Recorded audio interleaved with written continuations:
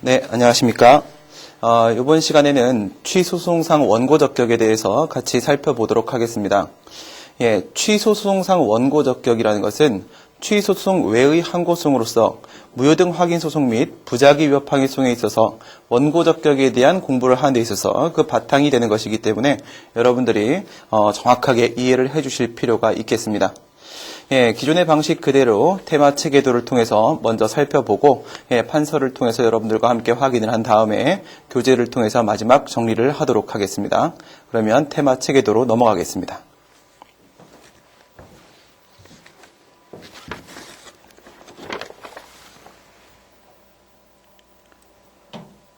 네, 맨 위에 있는 제목을 보시게 되면은 취소송상 원고적격이라고 되어 있습니다. 다들 잘 알고 계신 대로 행정소송의 종류는 행정소송법 제3조에 따랐을 때 항고소송과 당사자소송 그리고 민중소송과 기관소송으로 이렇게 네 가지로 구분이 됩니다. 오늘 우리가 공부를 하려고 하는 것은 항고소송 중에서 취소송에 있어서의 원고적격에 대한 내용을 살펴보고자 하는 것이고요. 그렇다면은 지금 원고적격. 우리가 지금 살펴보려고 하는 것이 바로 원고적격에 대한 내용입니다. 원고적격이라는 것은 구체적 사건에 대한 재판에 있어서 소송 당사자 중에서 원고로서 그 본안 심리를 구할 수 있는 자격을 말하는 것인데요. 이와 같은 원고적격은 피고적격과 함께 당사자 적격을 구성하게 되고 원고적격은 행정소송의 소송 요건 중 하나에 해당합니다. 원고적격은 이와 같은 소송 요건 중 하나로서 대상적격 및 협의의 소익과 함께 소의 이익의 범위 내에 포함된다라고 봅니다. 지금 취소송상 원고적격에 대한 내용을 살펴보게 되는데 그 밑에 있는 무효등 확인소송상 원고적격 및 부작위 위협 항의소송상 원고적격의 그 정의와 우리가 비교를 통해서 취소송상 원고적격은 무엇을 얘기하는지 한번 살펴보도록 합니다. 취소송상 원고적격이라는 것은 소송 당사자로서 구체적 처분의 위법성을 주장해서 그 취소를 구할 수 있는 자격을 말합니다. 그에 비해서 무효등 확인소송상 원고적격이라는 것은 소송 당사자로서 구체적 처분의 위법성을 주장해서 그 무효 확인을 구할 수 있는 자격을 말하게 됩니다. 취소송 쪽은요, 취소를 구할 수 있는 자격을 말하는 것이고, 무효등 확인소송은요, 그 무효 확인을 구할 수 있는 자격을 말하는 것이죠. 물론 둘 다 위법성을 주장하게 됩니다. 부작위 위법 확인소송상 원고적격이라는 것은 소송 당사자로서 행정청의 부작위의 위법 확인을 구할 수 있는 자격을 말합니다. 부작위가 위법하다는 주장을 할 수 있는 자격이 바로 부작위 위법 확인소송상 원고적격에 해당을 하겠네요. 취소송상 원고적격에 대한 근거 규정은 행정소송법 12조 1문에 근거를 두고 있습니다. 무효등 확인소송의 경우에 있어서는 35조에, 부작위 위법 확인소송의 경우에 있어서는 36조에 그 근거를 두고 있는데요. 12조 1문도 35조도 그리고 36조도 모두 다 법률상 이익이 있는 자가 취소송을 제기할 수 있고 무효등 확인소송을 제기할 수 있고 부작위 위법 확인소송을 제기할 수 있다라고 규정을 하고 있지만 이 각각에 있어서의 법률상 이익의 의미가 무엇인지 조금씩 서로 달리 보고 있기 때문에 이것들을 여러분들이 비교해서 공부를 해주셔야 되겠습니다. 행정소송법에서는 12조, 35조, 36조에서 법률상 이익이 있는 자가 이와 같은 항고소송을 제기할 수 있다라고 하면서도 그 법률상 이익이 무엇인지에 대한 명시적 규정을 두고 있지 않기 때문에 이 법률상 이익의 의미가 무엇인지가 바로 변수 X로 처리가 됩니다. 결국 명시적 규정이 없다는 이유에 따라서 학설과 판례에 대한 논의를 필요로 하게 되는데요. 학설 판례로 한번 연결을 시켜보도록 합니다. 행정소송법 12조 1문에 있어서의 법률상 이익, 그 의미와 관련돼서는 학설이 권리구제설, 법률상 보호이익설, 보호가치 있는 이익구제설, 적법성 보장설 이렇게 네 가지의 견해 대립이 있습니다. 각각 권리구제설부터 적법성 보장설까지 그 학설에 따라서 점점 그 X의 범위를, 법률상 이익의 인정 범위를 넓게 인정을 하게 되는데요. 예를 들어서 권리구제설에 따르게 되면은 처분상 제3자의 원고 적격은 전면적으로 부정을 하게 됩니다. 법률상 보호이익설은 실체법이 보호하는 이익만이 바로 법률상 이익이라고 보게 되고, 보호가치 있는 이익구제설은 이것은 재판상 보호가치 있는 이익을 의미하는 것으로서 실체법이 보호하는 이익이 아니라고 할지라도 쟁송법이 보호하는 이익 역시도 법률상 이익에 포함된다라고 보게 됩니다. 적법성 보장설에 따르게 되면은 이 법률상 이익을 모든 이익으로 보아서 취소송을 더 이상 형성소송이 아니라 확인소송의 의미로 보게 됩니다. 통설과 판례의 입장은 법률상 보호이익설의 입장을 취하게 되는데요. 이 법률상 보호이익설에 따르게 되면 법률상 이익은 X는 바로 법률상 보호이익, 법이 보호하는 이익이 됩니다. 이때 법은 실체법을 말하는 것으로서 실체법이 보호하는 이익을 말하게 되니까 지금의 법률상 이익은 바로 공권이 되겠죠. 여기서 우리가 이것을 광의의 공권이라고 이야기를 하는 이유가 무엇인지 한번 보도록 할까요? 권리구제설에 따르게 되면 역시 공권을 인정을 하기는 합니다만은 좁은 의미의 공권으로서 협의의 공권을 말하게 되는데 반해서 법률상 보호이익설 역시도 공권을 인정하면서 그것을 조금 넓히게 되겠죠. 그래서 우리가 광의의 공권이라고 말을 해요.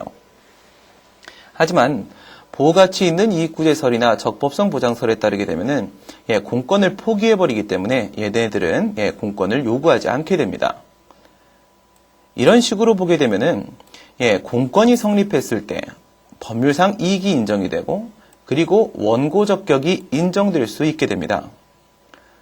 원고 적격이란 무엇인지를 보고 들어왔는데 지금까지 이렇게 논의한 대로 따라와 보시게 되면 공권이 성립하면 법률상 이익이 인정되고 그리고 원고 적격이 인정되고 이렇게 되겠네요.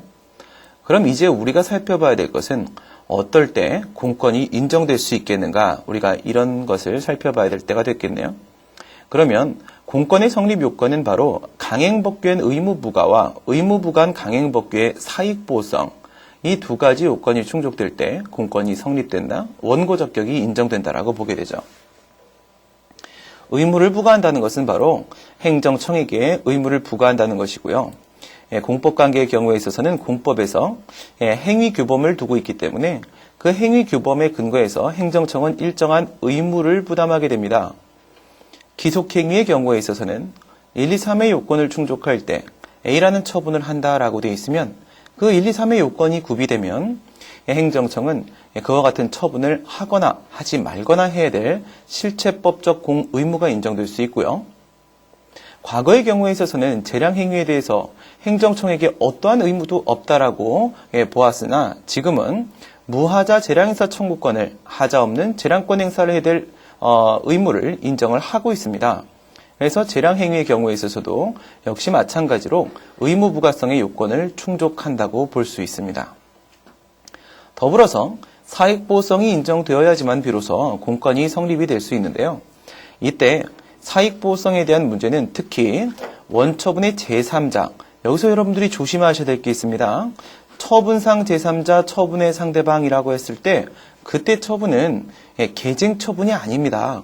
소의 대상이 되는 계쟁 처분을 의미하는 것이 아니라 원행정행위, 원처분의 상대방이냐 아니면 원처분의 제3자냐, 이런 문제로 여러분들이 기준을 삼아 주셔야 돼요.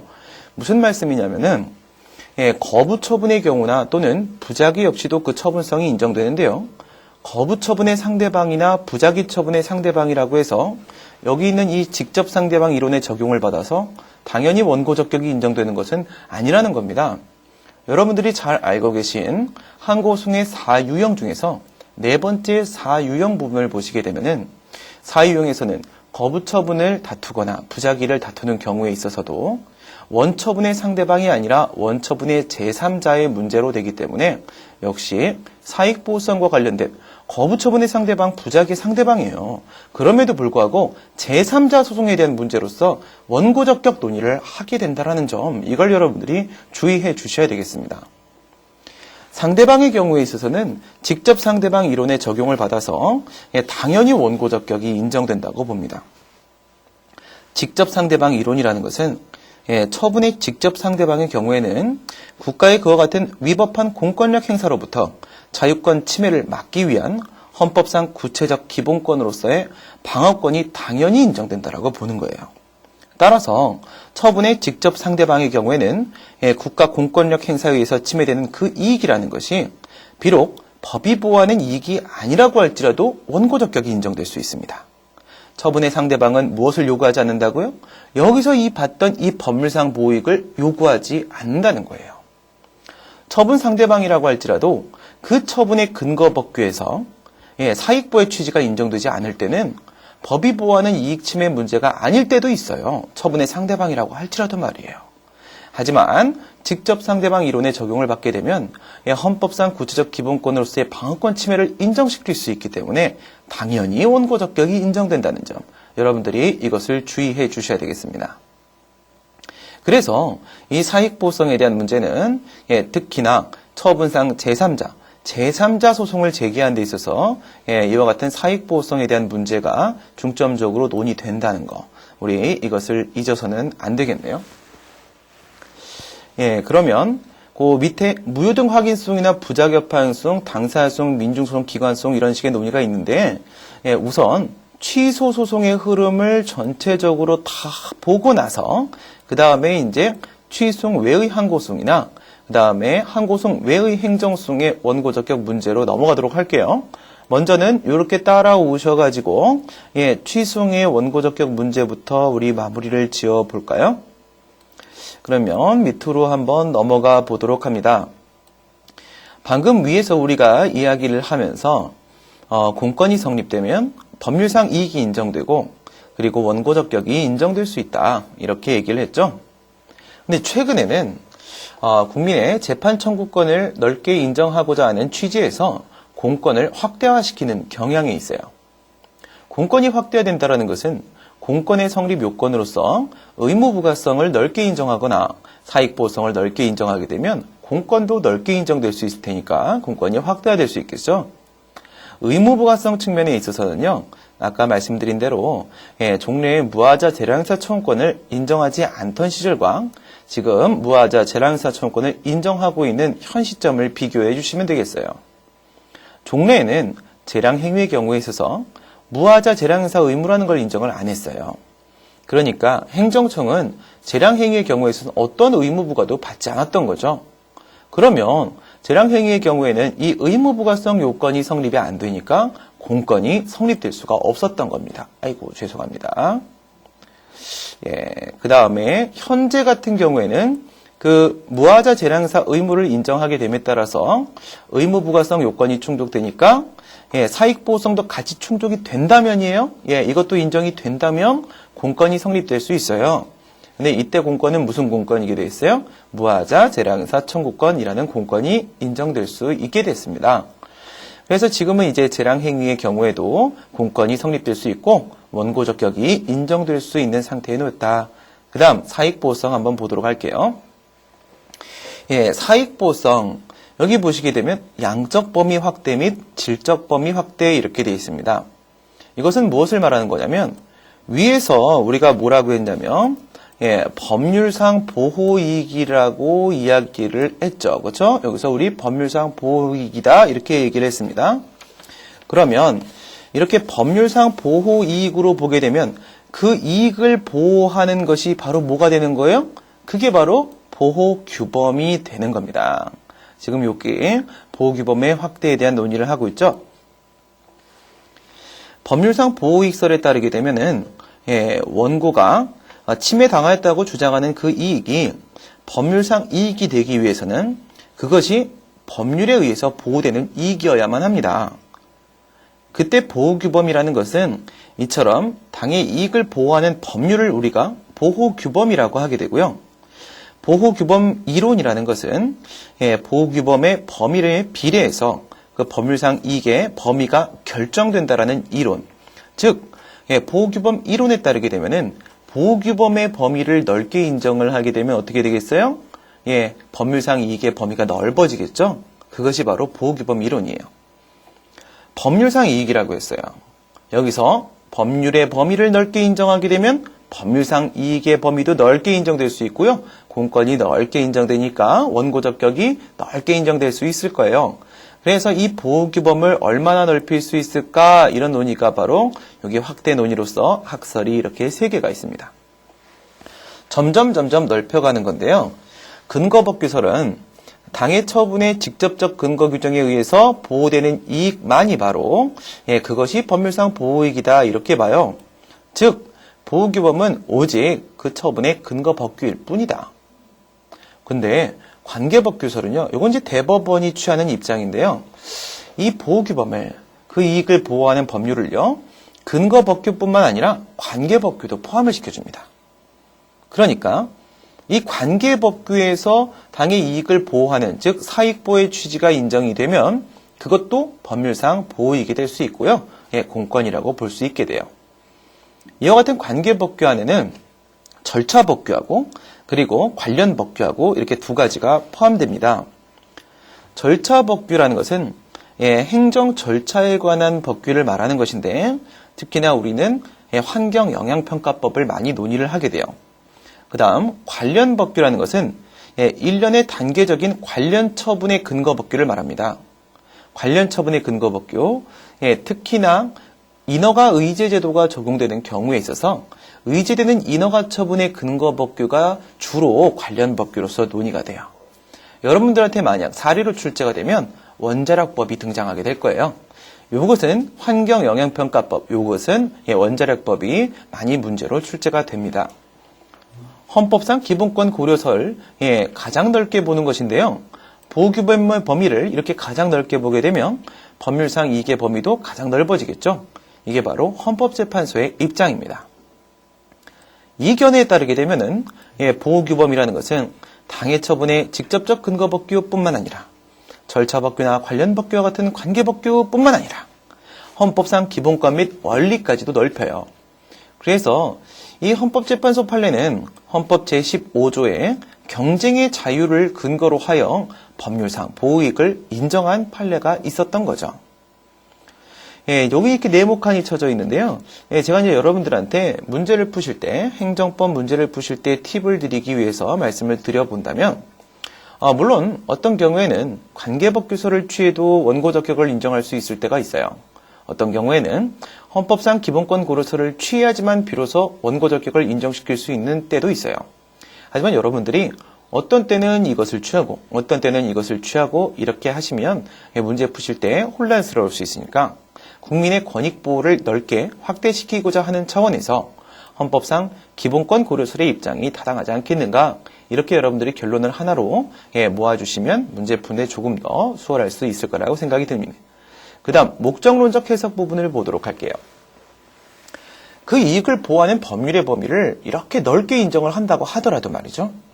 막 넓혔어요. 관계법규, 헌법상 기본권까지 이렇게 막 넓혀놨는데 그 넓혀놓은 플러스 알파의 영역에서 사익보호의 취지를 우리가 도출하지 못한다면 괜히 넓힌 거예요. 넓혀봤자 결국 법률상 보호이익을 인정할 수 없는 상태는 그대로 똑같다는 거죠. 그래서 그와 같은 근거법규나 관계법규, 헌법상 기본권으로부터 사익보호의 취지를 적극적으로 도출하기 위해서 목적론적으로 해석하는 것, 우리가 그것을 바로 목적론적 해석, 이건 양적 범위를 확대시킨 거고 이건 이제 질적 범위를 확대시킨 것에 해당한다라고 볼 수 있습니다. 판례에 따르게 되면은 근거법규 및 관련 법규의 합리적 해석상 그 법규에서 행정청을 제약하는 이유가 순수한 공익보호만이 아니라 개별적, 구체적 이익을 보호하는 취지가 포함되어 있다고 해석되는 경우까지를 말한다라고 해서 판례도 명시적으로 사익보호에 대한 규정을 두고 있는 경우가 아니라고 할지라도 명시적 규정이 없는 경우라고 할지라도 이와 같이 해석을 통해서 사익보호성을 인정시킬 수 있다라고 보고 있습니다. 판례도 그와 같이 보고 있다는 거죠. 예를 들어서 말이에요. 위에서 우리가 얘기했던 절차법규로서의 환경영향평가법이나 아니면 관련 법규로서의 원자력법의 경우를 한번 생각해 볼까요? 원자력법의 경우에 있어서 원자력법이 국민의 건강이나 환경상의 위해 방지에 지장이 없도록 규정을 두고 있는데 이와 같은 국민의 건강, 환경상의 위해 방지에 지장이 없도록 해야 된다는 규정을 두고 있는 것은 바로 지역 주민, 개개인의 사익을 보호하고 있는 취지가 있다라고 해석을 할 수 있게 됩니다. 또한 절차복귀로서 환경영향평가법을 우리가 한번 생각을 해보시게 되면 환경영향평가법이 환경영향평가법에 따르게 되면 환경영향평가서를 작성을 하도록 하고 있고 또 주민들의 의견을 수렴하도록 되어 있고 또 그 평가서 작성에 대해서 관계기관과 협의를 거치도록 되어 있는데 이와 같은 내용들은 전부 다 지역 주민들의 환경상 이익을 보호하고자 있는 취지가 있다라고 우리가 목적론적으로 해석을 할 수 있게 되는 것이죠. 그러면 우리가 방금 전에 봤던 이 사익보호성에 대한 논의, 보호규범의 범위 확대, 그리고 목적론적 해석, 이 문제를 가지고 밑에 있는 제3자 소송에 대한 논의로 연결을 한번 시켜보도록 할게요. 지금 우리가 논의하고 있는 것은 저 위에서부터 내려온 거 여러분들 기억나시죠? 위에를 이렇게 보시게 되면은 이 부분에서 왔어요. 그쵸? 사익보호성 이 부분에서 왔고요. 여러분들한테 항상 문제가 나오는 건 여기에는 이 제3자 소송 이 부분이에요. 이 부분과 관련돼서 이 제3자 소송에서 처분상 제3자의 원고 적격을 넓히기 위한 방법으로서 지금 여기 보호규범의 범위 확대, 목적론적 해석 이걸 지금 배운 거예요. 그럼 이거를 적용시켜서 위에서 얘기했던 이 제3자 소송에서 처분상 제3자의 원고 적격을 어떻게 넓힐까? 그 내용이 바로 여기 있는 이 제3자 소송에 대한 문제입니다. 그렇습니다. 그러면 여기에는 이 제3자 소송에 대한 문제로 한번 들어와 보도록 하겠습니다. 다시 화면을 좀 키우고요. 제3자 소송에는 크게 4가지가 있다고 보게 돼요. 첫 번째는 경원자 소송, 경업자 소송, 경쟁자 소송, 인인소송. 이렇게 순서대로 여러분들 기억을 좀 해주시겠어요? 네, 순서대로 기억을 해주시는 이유는 그래요. 경원자 소송은 둘 다 신규업자예요. 한 명의 신규업자가 다른 신규업자에 대한 허가 처분을 다투는 게 바로 경원자 소송입니다. 경업자 소송은요, 기존업자와 신규업자의 구도인데 기존업자가 신규업자에 대한 위법한 허가 처분을 다투는 게 바로 경업자 소송이거든요. 경쟁자 소송은 같은 시장 내에 있는 경쟁업체들 간의 문제예요. 둘 다 이미 기존 업자였는데 일방에 대해서 만약에 행정청이 이렇게 보조금을 지급을 하게 되면 그 보조금 지급 행위가 위법하다 하면서 다투는 거, 이런 게 바로 경쟁자 소송이에요. 둘 다 신규업자에서 한 명의 기존업자를 포함을 시키고요. 둘 다 기존업자로 이렇게 바꾸게 돼요. 순서대로 여러분들이 기억을 해주시면 좋겠네요.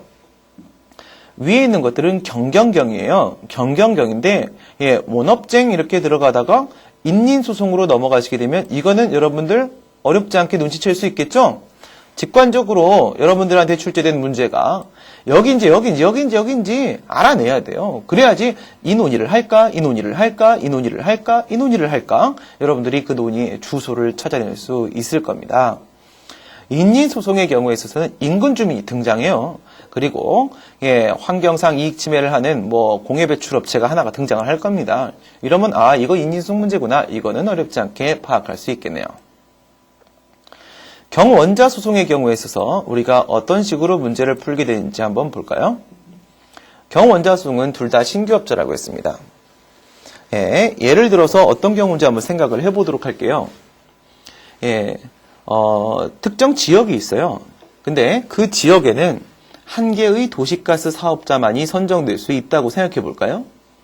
그런데 갑과 을이 모두 다 관할행정청한테 도시가스 사업 허가를 신청을 한 겁니다. 그런데 관할행정청이 을한테 도시가스 사업 허가를 해줬어요. 근데 을한테 도시가스 사업 허가 처분을 해준 게 위법했던 거죠. 갑은 위법한 처분을 왜 하니? 나한테 해줬어야 되는 거 아니야? 라고 하면서 을에 대한 도시가스 사업 허가 처분에 대한 취소를 제기한다고 한번 생각해 보세요. 그러면 그 갑과 을은 둘 다 신규업자에 해당을 할 텐데요. 둘 다 신청인이잖아요. 그렇죠? 근데 이 갑과 을에 있어서 과연 둘의 관계는 어떤 관계일까요? 이런 관계가 맞나요? 서로 양립할 수 없는 배타적인 상호관계가 맞나요? 맞죠. 한 개의 사업자만이 선정될 수 있다라고 했기 때문에 갑에 대해서 허가 처분을 해주면 을한테는 거부 처분을 할 수밖에 없어요. 을에 대해서 허가 처분을 해주게 되면 갑에 대해서는요, 거부 처분을 할 수밖에 없겠죠. 양자는 서로 양립할 수 없는 관계예요. 이런 경원자 관계가 성립이 되는 경우에는 당연히 원고 적격이 인정된다 이렇게 보거든요. 경원자 관계가 동그라미면 원고 적격이 인정되고요. 경원자 관계가 X일 때는 원고 적격이 인정이 안 된답니다. 판례에 따르게 되면 경원자에 대한 처분의 취소를 구할 처분상 제3자의 원고 적격이 인정된다 이렇게 판시했다는 거죠. 방금 전에 을한테 도시가스 사업 허가를 했다고 했어요. 그러면 여기서의 경원자는 누구? 네, 도시가스 사업 허가를 받은 바로 을이 되는 거겠죠? 을에 대한 허가 처분에 도시가스 사업 허가 처분에 취소를 갈 법률상 이익이 누구한테? 예, 처분상 제3자인 갑에게 원고 적격이 인정돼요 라고 이렇게 보는 거죠. 경원자 관계 문제가 나오면 어렵지 않아요. 왜 어렵지 않아요? 이게 경원자 관계라는 것만 언급해 주시면 끝나요. 물론 경원자 관계가 되는 과정은 두 가지가 있답니다. 하나는 바로 법규상 경원자 관계고 하나는 논리상 경원자 관계예요. 예, 법규에서 하나의 사업자만 성립될 수 있어 이렇게 돼 있으면 법의 근거가 그렇게 돼 있으니까 둘이 경원자 관계가 되는 거예요. 하지만 법규에서 그런 규정이 없다고 할지라도 관할행정청이 정책적으로 난 여기서 사업자 한 명만 선정할 거야. 이렇게 만약 고시를 했다라고 하면 그땐 논리상 경원자 관계가 성립될 수도 있겠죠. 이 경우에는 외형상 처분상 제3자라고 할지라도 지금 도시가스 사업허가 처분의 상대방은 누구? 을. 3자는 누구? 갑. 예, 갑은 외형상 제3자라고 보여지긴 하지만 경원자 관계의 특수성을 고려했을 때 그 처분의 실질적 상대방이라고 볼 수 있거든요. 그래서 이런 경우에는 당연히 원고 적격이 인정됩니다. 왜?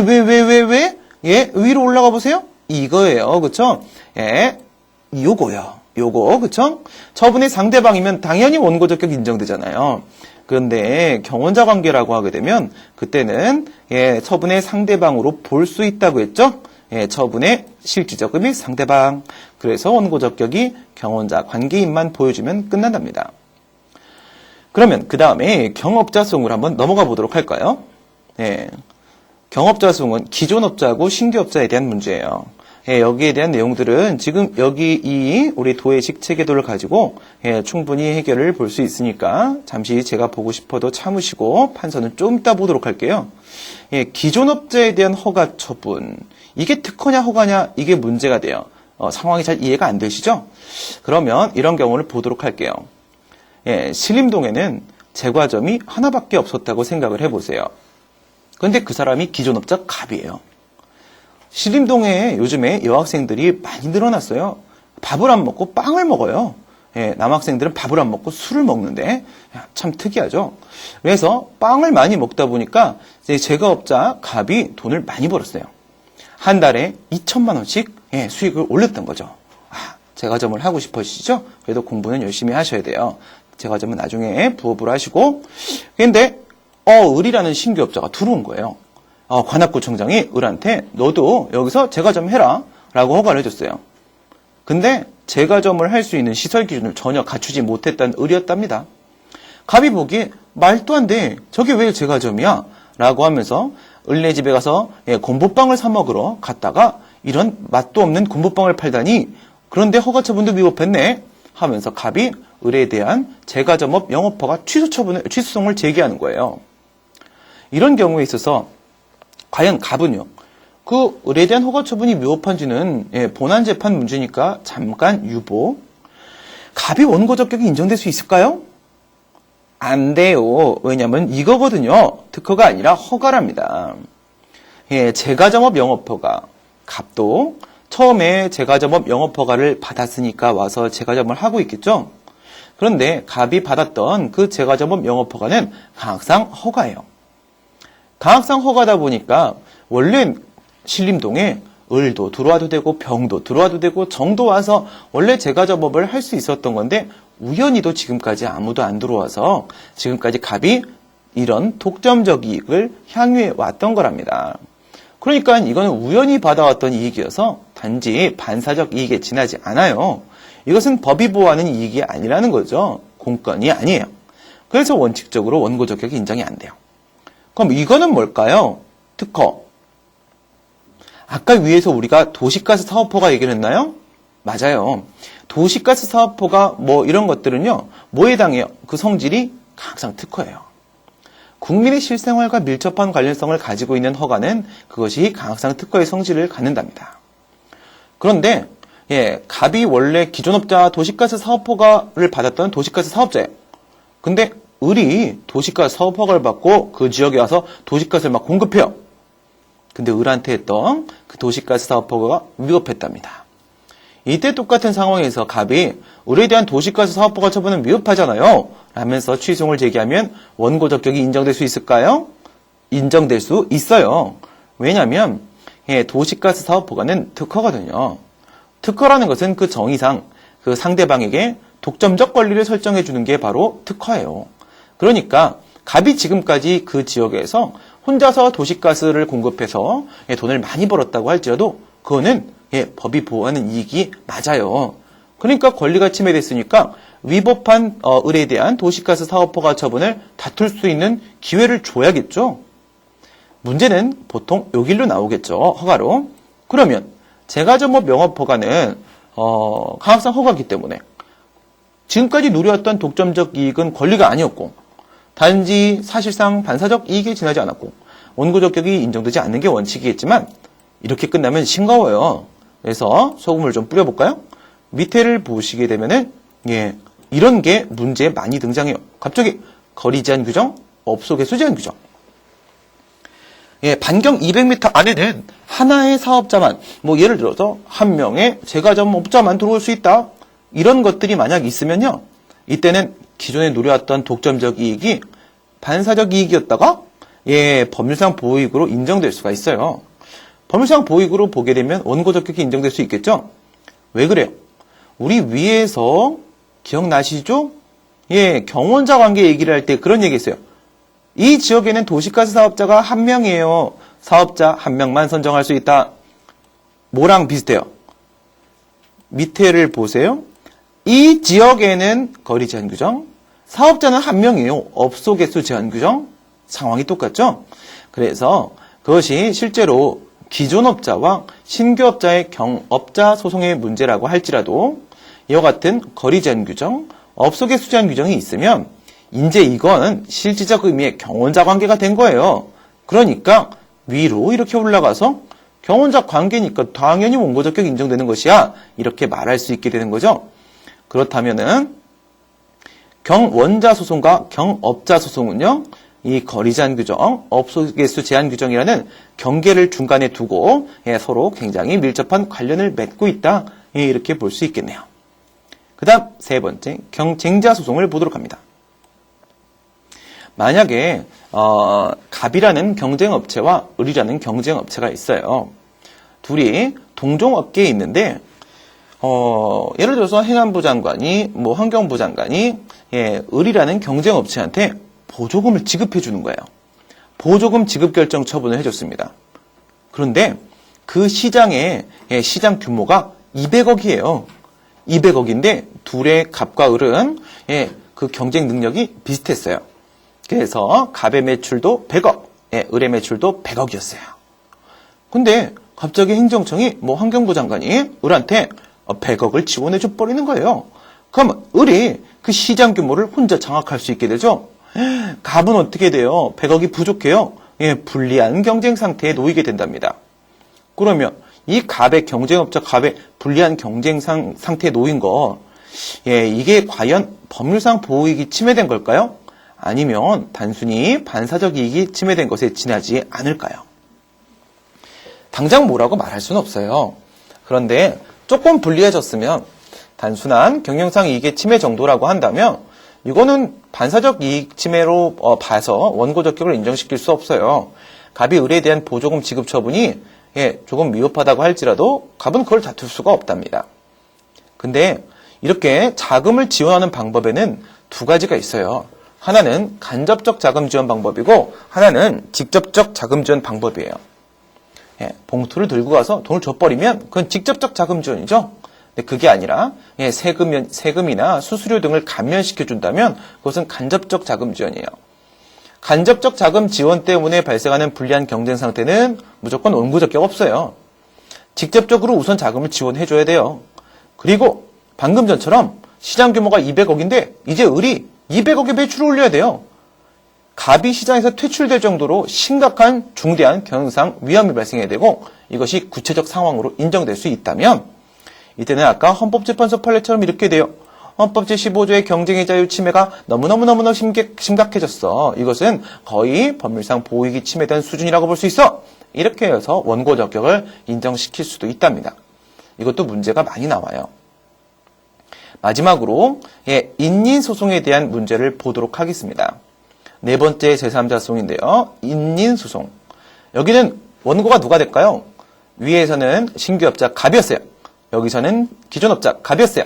여기서는요, 이쪽에 보조금 못 받은 갑이었어요. 여기서 인근 주민 얘가 바로 원고가 되는 거예요. 이 공해 배출업체가 공해를 막 배출해요. 이런 경우에 있어서 인근 주민이 이 공해 배출업체한테 만약에 관할행정청이 공해를 배출할 수 있도록 허가는 안 해줬겠죠? 그렇게 한 건 아니고 예를 들어서 공장 가동 허가 처분을 해줬다. 공장 가동해도 돼 라고 허가 처분해줬는데 인근 주민이 공장 가동 허가 처분이 위법한 것 같습니다 라고 해서 취소를 제기한다면 받아줘야 될까요? 물론 위법한지는 본안 가서 봐야겠고요. 첫 번째, 이런 식의 문제가 나오게 되면 절차 법규를 가지고 논의를 해야 될 때가 있고요. 관련 법규를 가지고 논의를 해야 될 때가 있답니다. 기억나시죠? 위에서 근거 법규에서 관계 법규로 관계 법규에서 헌법상 기본권을 넓힐 때 그때 관계 법규가 바로 절차 법규, 관련 법규 이거였었어요. 그러면 이 절차 법규는 항상 뭐 가지고 논의해요? 환경영향평가법 갖고 문제가 출제돼요. 환경영향평가법 안에는 사익보호 취지가 있어요, 없어요? 동그라미네요. 네. 어떻게 있다고 했어요, 아까? 제가 설명드렸죠? 환경영향평가법에 따르게 되면 환경영향평가서를 작성해야 되고 주민들의 의견도 드려야 되고 평가서 작성을 한 다음에 관계기관과 협의도 해야 되고 이렇게 환경영향평가법에서 규정을 하고 있는 것은 뭐 때문에? 목적론적 해석. 목적론적 해석을 통해서 봤을 때 이 법안에는 사익보호 취지가 있구나. 그럼 이걸 근거로 해서 사익보호성을 인정시키고 그리고 공권을 성립시키고 원고 적격을 인정시킬 수 있는지를 봐야 되겠네요. 오른쪽으로 가보도록 하겠습니다. 오른쪽에 보시면 물적 범위와 인적 범위에 대한 논의가 있어요. 물적 범위, 인적 범위 이거는 뭘 말하는 거냐면 단계적으로 여러분들이 판단을 해주셔야 됩니다. 보통은 여기 인적 범위를 많이 얘기를 해요. 그런데 가끔 문제 보시게 되면 이 물적 범위를 언급할 때가 있어요. 2010년도 행정고시 문제에서는 이건 환경영향평가 대상 사업이라고 전제를 하고 논의를 하세요. 이런 식으로 출제를 해줬었어요. 바로 그게 물적 범위에 대한 얘기예요. 여러분들한테 제일 문제가 사례집에 많이 포함되고 논의되는 거를 한번 제가 말씀을 드려볼게요. 환경영향평가법 시행령에 보게 되면요. 환경영향평가법 시행령 제4조에 별표 1이 있는데요. 그 별표 1에 제14호 과목에 보시게 되면 이런 규정이 있어요. 체육시설을 설치하는 사업을 한다고 했을 때 그 체육시설, 예를 들어서 골프장 건설한다고 생각해 보세요. 근데 그 체육시설의 설치 공사 중에 사업 면적이 25만 제곱미터 이상인 것만 환경영향평가를 실시한다고 돼 있단 말이에요. 그것만 대상 사업이라고 규정을 하고 있어요. 그러니까 25만 제곱미터 이상인 골프장을 건설을 한다면 그때는 환경영향평가 대상 사업이니까 환경영향평가법이 적용될 수 있겠죠. 하지만 10만 제곱미터짜리 골프장을 건설한다고 하게 되면 환경영향평가 대상 사업이 아니니까 환경영향평가법이 적용이 안 돼요. 적용이 안 되니까 이 안에 사익보호의 취지가 있다라고 하더라도 이거를 사용할 수가 없어요. 그래서 제일 먼저 물적 범위, 지금 문제가 되고 있는 그 사업이 환경영향평가 대상 사업인가, 즉 환경영향평가법이 적용될 수 있는가부터 먼저 보셔야겠죠. 만약 적용이 될 수 있다면 그 다음에 인적 범위로 넘어와요. 넘어와서 이제 우리가 해야 될 건 뭐냐면 환경영향평가법이 적용될 수 있어요. 그 안에는 사익보호의 취지가 있어요. 근데 지금 소송을 제기하는 갑이 그 환경영향평가법 안에 있는 사익보호의 취지를 향유할 수 있는 주체가 맞을까? 이런 문제가 생기겠죠? 여기서의 논의가 바로 거주지역이에요. 너 갑 어디 사니? 어디 살아? 그랬더니 왜? 그건 말이야. 너한테 원고 적격이 인정되는지 좀 보려고. 환경영향평가 대상지역 안에 사니? 그러면 너는 인근 주민 갑 너 원고 적격 인정돼. 왜? 이 환경영향평가법이 사익을 보호하고자 하는 이 취지는 이 대상지역 내에 거주하는 주민들까지 한정된 취지거든. 너는 그 안에 사니까 환경영향평가법이 보호해주는 그 사익의 사인이 너야. 원고 적격을 인정시켜줘요. 근데 밖에 거주하잖아요? 너까지는 아니야. 예를 들어서 한번 생각해 보세요. 제주도에서 공장을 건설해요. 제주도에서 공장을 건설하는데 서울에 살고 있는 주민 갑이 이러는 거예요. 그 공장 건설하는 허가 처분 그거 위법한 것 같아요. 라고 소송을 제기하면 받아줄까요? 안 받아줄까요? 야, 제주도에서 공장 건설하면서 날리는 분진이 서울까지 날아가서 네 코로 들어갔니? 대도 않는 소리 하지 마. 이렇게 하거든요. 그래서 환경영향평가 대상지역 밖에 거주하는 주민의 경우에 있어서는 원칙적으로 원고 적격이 인정이 안 되는데요. 여기를 보시게 되면 이런 기준이 또 있어요. 거주지역은 밖에 거주해요. 그쵸? 밖에 거주해요.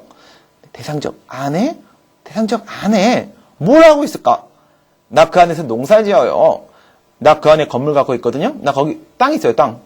이런 얘기를 하면 먹힐까요? 안 먹힐까요?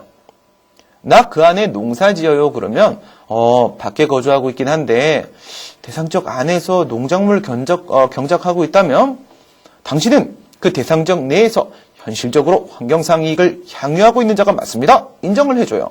왜요? 여기서 농작물을 경작을 한다. 그래서 예를 들어서 충청북도 괴산 고추가 유명해요. 저희 동네에요. 고추는 어떻게 해요? 우리 할머니한테는 고추는 자식과도 같아요. 그 안에서 분진이 날려서 고추가 죽으면 우리 할머니가 많이 마음이 아프거든요. 그래서 이럴 때는 현실적으로 환경상 이익을 향유하고 있는 할머니예요. 그래서 인근 주민의 원고 적격을 인정해요. 그 여기서 대상지역 내에 나 건물 있어. 건물 아무리 비싼 거여도 소용없어요. 왜냐하면 분진이 날려서 공장 건설하다 분진이 날려서 건물 더러워졌니? 물청소해. 일시적으로 환경상 이익 향유하는 거에 지나지 않아요. 그래서 이런 경우에는 원고 적격이 인정이 안 되죠. 여기 제가 지금 이 포인터 잡은데 여기다가 이렇게 화살표 그어 놓으세요. 화살표가 없어졌네요. 누가 없앴을까요? 그런데 이런 경우라고 할지라도 무조건 원고 적격이 인정되는 건 아니고요. 새만금 판례에 따르게 되면 이런 말을 해줘. 그와 같은 취소의 대상으로 삼으려고 하고 있는 처분이 있기 전과 있은 후를 비교해 봤을 때 도저히 참을 수가 없어. 수인한도를 넘는 환경상 이익 침해나 그 침해 우려가 있음을 만약에 원고 갑이 입증을 하면은 예외적으로 원고 적격을 인정을 해줄 수도 있겠죠. 왜요? 물리적으로는 밖에 거주하지만 이걸 입증을 한다면 실질적으로는 환경영향평가 대상지역 내에 거주한 거나 매한가지로 볼 수 있으니까 그런 거예요. 그렇죠? 그래서 지금 우리가 제3자 소송과 관련된 이야기들을 이렇게 꺼내봤어요. 그러면 우리 처음에 말씀드린 대로 위에 있었던 다른 내용들을 조금 확인해보고 판서로 넘어가 보도록 할게요. 취소상 원고 적격에 대한 내용은 지금 제가 말씀드린 게 다예요. 별거 없나요? 그래도 책을 보면 길어요. 이게 바로 도의직 이 행정법 체계도의 위력이랍니다. 무효등 확인 소송의 원고 적격 얘기 잠깐 말씀드릴게요. 옆에다가 이렇게 써놓으세요. 무효등 확인 소송 테마. 무효등 확인 소송 테마 가서 더 자세히 볼 거예요. 거기 가서 또 보도록 하고요. 그 다음에 부작위 위법 확인 소송 원고 적격도 똑같아요. 부작위 위법 확인 소송 테마 거기 가서 우리가 또 보도록 할 거야. 그러면 무효등 확인 소송과 부작위 판소송 좀 보면 12조, 35조, 36조라고 아까 말씀을 드렸습니다. 그러면 여기서 12조, 35조, 36조를 직접 근거 규정을 가지고 한번 비교를 해볼게요. 잘 들어보세요. 12조 1문에 따르게 되면 취소는 처분 등의 취소를 구할 법률상 이익이 있는 자가 제기할 수 있다라고 되어 있습니다. 법률상 이익이 있는 자, 법률상 이익이 있어야겠습니다. 그 얘기를 지금까지 했어요. 그런데 35조에 보시게 되면 요거죠. 35조. 35조에 보시게 되면 무효등 확인 소송은 처분 등의 효력 유무나 또는 존재 여부에 확인을 구할 법률상 이익이 있는 자가 제기할 수 있다라고 되어 있습니다. 옆에다가 써놓으세요. 뭐라고요? 여기다 이렇게 써놓으세요. 확인을 구할, 확인을 구할, 확인을 구할 이것 때문에 35조에서 법률상 이익의 범위 내에 요거요. 확인의 이익이 포함된다라고 봐야 될까? 아니라고 봐야 될까? 이런 문제가 생겨서 학설 대립이 생겨요. 뭐 때문이에요? 확인을 구할. 36조에 있는 부작위 위법행위성의 원고 적격 36조를 잠깐 한번 생각을 해보도록 합니다. 부작위 위법행위성은 처분의 신청을 한 자로서 부작위의 위법의 확인을 구할 법률상 이익이 있는 자만이 제기할 수 있다. 이렇게 되어 있습니다. 옆에 써놓으세요. 여기다가 써놓으세요. 처분의 신청을 한 자로서, 처분의 신청을 한 자로서 이 표현 때문에 그냥 신청만 하면 된 거야? 신청권이 필요한 거야. 라는 문제가 생길 수 있는 거예요. 처분의 신청을 한 자로서 확인을 구할. 그래서 학설 대립이 이렇게 있어요. 무유등광인송의 학설 대립은 법률상 보호익설, 야 12조 1문의 법률상 이익이랑 35조인 같은 거야. 위에도 법률상 보호이고 여기도 법률상 보호이익이야. 이렇게 보는 게 법률상 보호익설이에요. 이게 현재 판례 입장입니다. 요거에 따르게 되면 여기 요 X는 뭐가 돼요? 법률상 보호이익이 돼요. 아 똑같아 이렇게 가요. 그러면 아까 봤던 우리 취소용 논의랑 똑같이 그냥 가시면 돼요. 지금은 그렇게 됐어요. 그럼 이제 35조 12조 무유등광인송 취소용 원고적격 논의가 똑같아지겠네요. 맞습니다. 좀 편해졌어요. 얼마 전까지만 해도 통설 판례가 요거를 취했었어요. 즉시 확정 이익설. 즉시 확정 이익설에 따르게 되면 법률상 보호이익뿐만 아니라 확인의 이익도 있어야 돼. 이렇게 봤었답니다. 지금은 확인의 이익이 필요 없다라고 봐요. 요거는 우선 여러분들 요거 기억해 놓으세요. 이렇게 화살표 때려오시면은 확인의 이익이라는 것은 현존하는 법적 지위의 불안, 판결을 통한 권리존보의 확정 필요성, 보충성 원칙, 이거를 바로 확인의 이익이라고 해요. 확인의 이익의 세 가지 내용이에요. 이런 거 논의가 나오는 이유는 뭔데요? 무유등광인송은 무효인 처분을 대상으로 하잖아요. 처음부터 효력이 발생하지 않았어요. 철거 명령 처분이 있었다고 하더라도 나한테는 어떠한 철거 의무도 부과된 적이 없었단 말이에요. 근데 왜 소송 제기하는 건데? 네 권리 침해된 거 아무것도 없잖아. 그래도 지금 현존하는 법적지의 불안이 있단 말이에요. 막 이런 얘기를 하는 거예요. 철거 명령이 분명히 무효인데 행정청이 막 행정 대집행하려고 그래요. 나 불안해요. 이런 게 확인의 이익이. 이건 무효라는 것을 확인받을 이익이 있어야지 소송을 받아주겠다는 것이죠. 근데 지금은 왜 이게 필요 없다고 볼까요? 여기다가 별표 쳐놓으세요. 보충성 원칙. 확인의 이익의 핵심은 바로 보충성 원칙. 이제 더 이상 보충성 원칙이 필요가 없어졌기 때문인데요. 요건 좀 이따 판서를 가지고 보도록 하겠습니다. 그러면 여기서 정리를 해보시게 되면 이 법률상 보호익설은 뭐라고 보는 거냐면 무효등 확인 소송도 취소과 마찬가지로 취소 판결의 기속력이라는 것을 준용을 하니까 무효등 확인 소송이랑 취소이랑 거의 비슷하지 않아? 그냥 이거랑 비슷하게 보려고 해요. 그 다음에 너 이거 확인의 이익 이거 민사소송에서의 확인의 이익 이거 끌어들인 거 아니야? 야, 행정소송이랑 민사소송이랑은 목적 취지가 달라. 그래서 법률상 보호익으로 보려고 해요.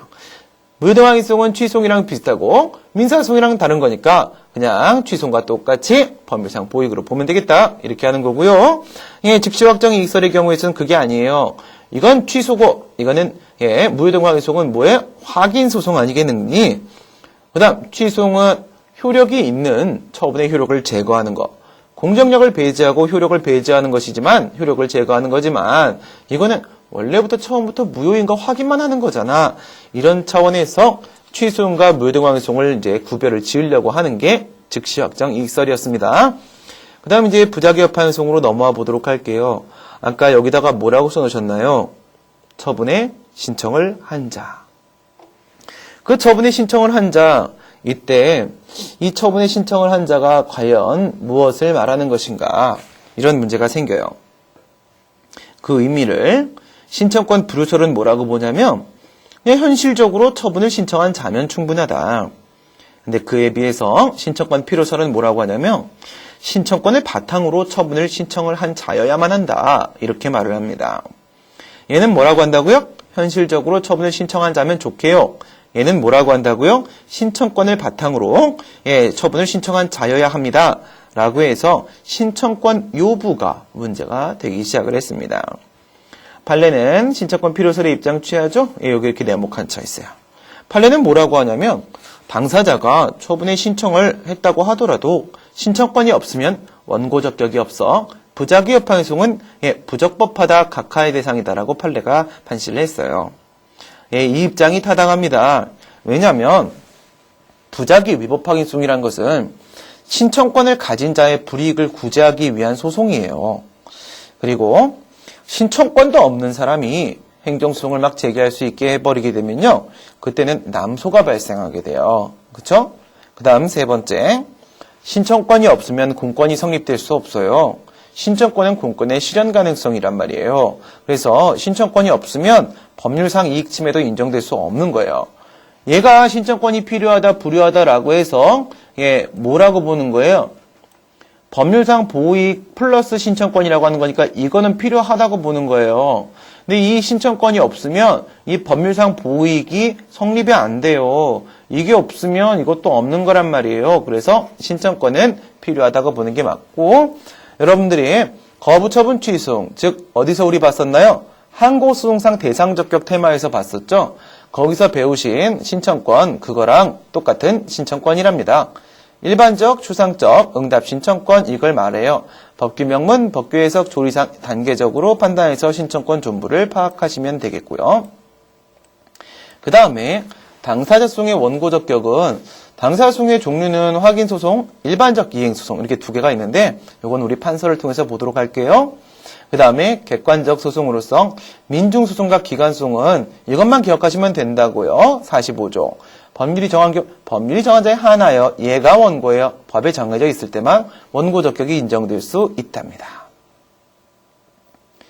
우리 지금까지 취소송상 원고 적격에 대한 내용을 살펴봤습니다.